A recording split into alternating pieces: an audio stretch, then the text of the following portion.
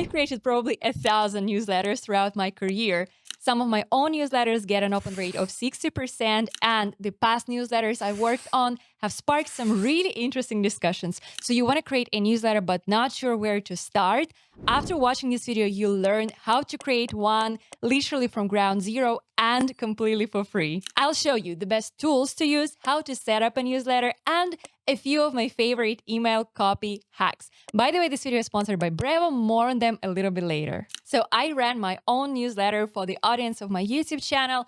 In this newsletter, I share all things marketing, some marketing career hacks, etc. By the way, subscribe. The link is, well, you know where to find it. So in this video, you're going to watch me work on my next email newsletter. And let's head over to Brevo because this is the tool that I use for all of my newsletters. So since I'm already logged in, let's just head over to my account dashboard and I just click on create a new campaign. As you can see here, you can also create an SMS campaign or even a WhatsApp campaign, etc. Or if you work for a large marketing team, or for example, for an e-commerce company, you can create transactional emails, abandoned cart emails. But in my case, it's going to be a one-off campaign that I'm going to be working on from scratch. Let's just call it test as of now. And here are the key steps that we'll be following. And essentially, these are the key components of any newsletter campaign. So sender, recipient, subject, and design. And let's get started with the sender name. So as you can see here in the preview, this would be the very first thing that they're going to see related to your newsletter. So definitely pay some extra attention to crafting one. In my case, the sender address is already linked to my domain. And the name is, well, essentially my first name and last name. But for example, if you work for a larger brand or as a part of a company, it can represent your company name. Let's say that I have my own company that is called Email Hacks. So in that case, that would just be Email Hacks here. And we can actually add a new sender here. And this is especially useful if you work for a large company and you run different newsletters. For example, you want to send one from your customer success team. In that case, that would be something like customer care at emailhacks.com. Or if you work for a marketing team, you would just replace this with something like marketing. Actually, hello at addresses work super well. I would say the key idea here is definitely avoid the generic Gmail addresses because this may come off as simply quite cheap, right? And the from name also can give some kind of personality to your brand. So for example, even if you send it from a company name, you can add some face to it by saying something like Elena from Email Hacks. The last thing on that, your email sender name should be quite short because actually Gmail, for example, cuts off the sender email at about 20 characters. So keep it short and to the point. I know that one of the reasons that prevents people from starting running their newsletter is the actual tool. So either they're super expensive or just difficult to get started with. I've been actually personally using Brevo for about 3 years now for my own newsletter. And I was so shocked and positively surprised when the team at Brevo reached out to me for a sponsorship request. And I'm super happy to genuinely share all my love towards this tool. Basically, the reason why I love Brevo is that it has all the essential components for me to run a newsletter with no technical background. I really love the ready-made templates that I just populate with my own visuals and my content. And of course, well, the pricing is super enticing. So in the free plan, you can send up to 300 emails per day. And of course, it includes all the other incredible things such as drag and drop editor. You can also send transactional emails and even SMS campaigns. But if, for example, 300 emails is not enough for you, you can switch to a starter or a business plan. And even for those plans, the price is really affordable. So it starts at 13.5, for example, for the business plan. Plus, it's trusted by over 500,000 businesses worldwide, including some of the big names, such as eBay, for example. So if you're looking for an email marketing tool that works super reliably and is easy to get started with and is free, check out Brevo. The link is in the description below. The next step is obviously having some kind of recipients who will actually get your email. So in my case, it's pretty straightforward. I have this email subscription form, and this is linked to my Brevos account. And I just select this list whenever sending my email campaign. So if you work for a company, that could be your customer list, for example, because they've already given their consent for you to send their emails. A lot of small businesses or even bigger ones use some sort of lead magnets, for example, some downloadable ebook that you can launch, and in exchange for their email address, you're going to send it to them. And as a result, this will populate your email list. The main idea here is to make sure that the people have provided their permission for you to reach out to them. Otherwise, if you're going to use some kind of illegal methods such as purchasing email lists, most of the email clients these days are smart enough to detect that. So I strongly recommend going against that. Subject line is the next steps. And as you can see, this is maybe the second most important thing after your sender name, of course. And the idea is, first of all, to keep it quite short. I think Brevo also suggests that you should keep it to a maximum of 50 characters, because otherwise it's going to be cut off.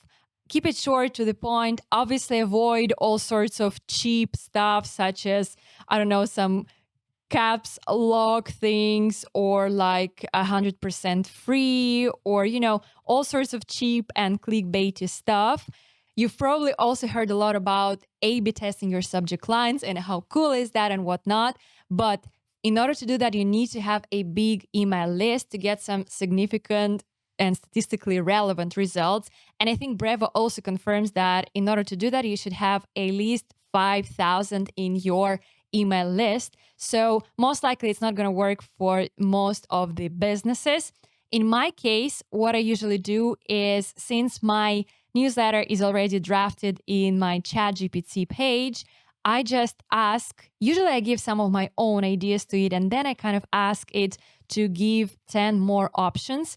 And since it already has some kind of story and all the content on my newsletter, it's going to be as accurate as possible, I believe. So let's go with something like, give me 10 versions for this newsletter subject line. So the newsletter is going to be about my marketing mistakes in my career, actually. So I personally would go with something like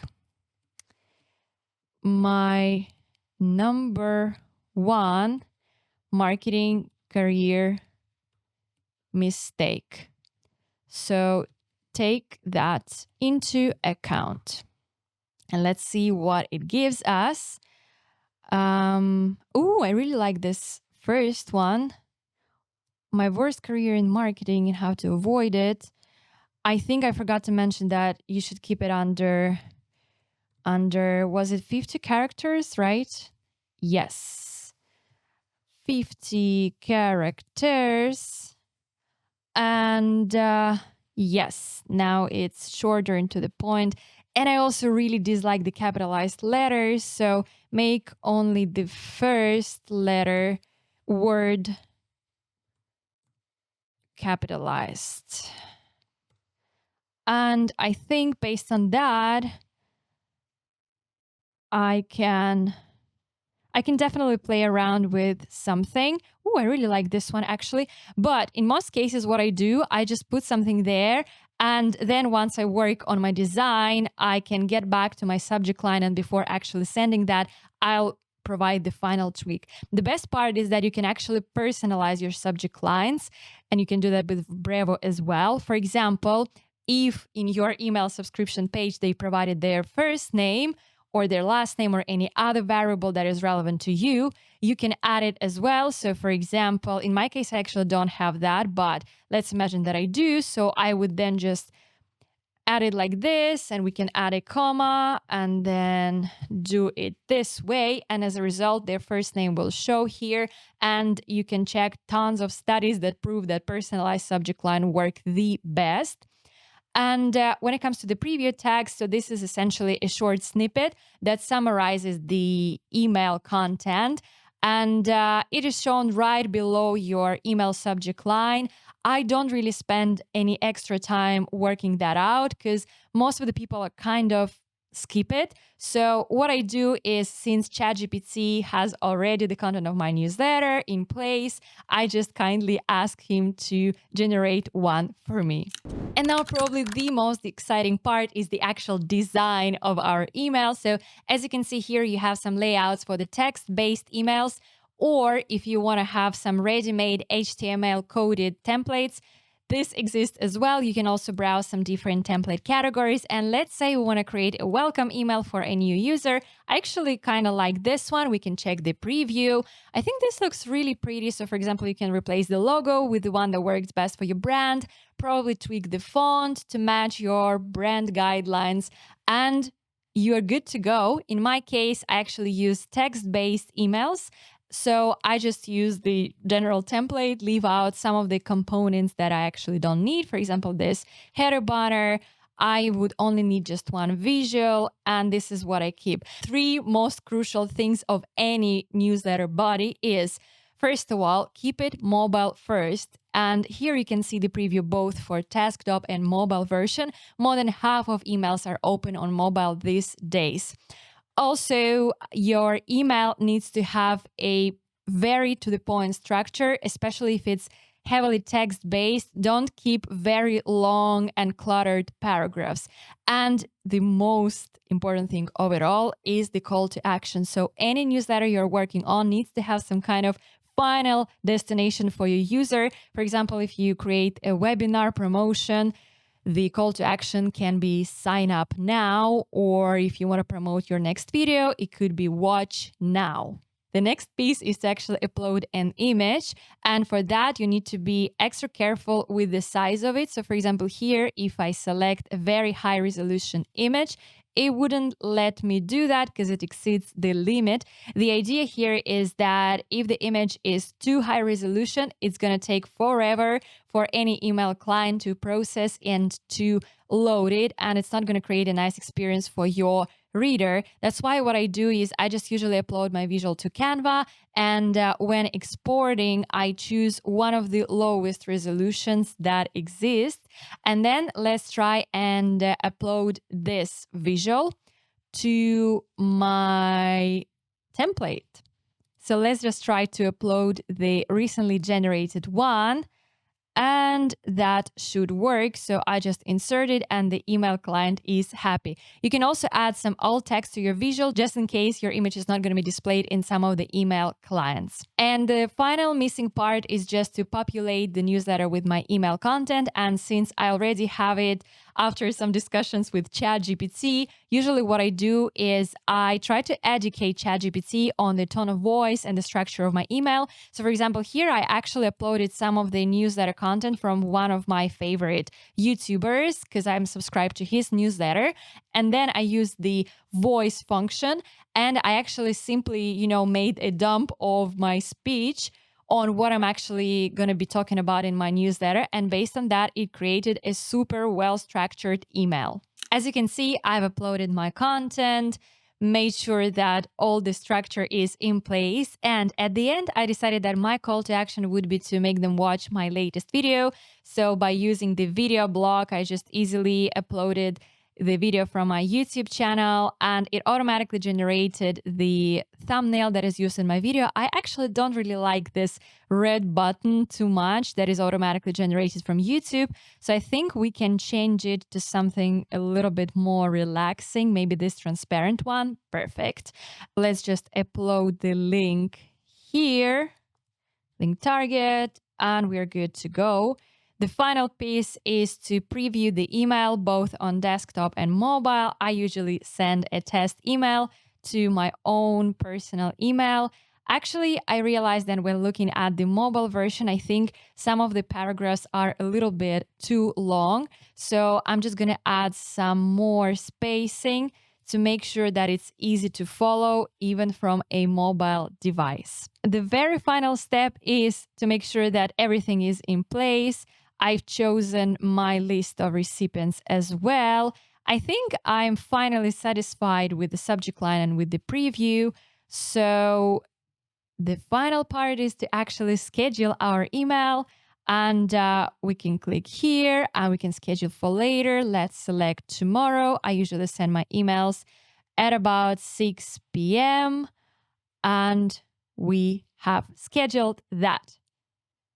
And just like that, I created an email literally from scratch, and you can follow exactly the same workflow for your next email.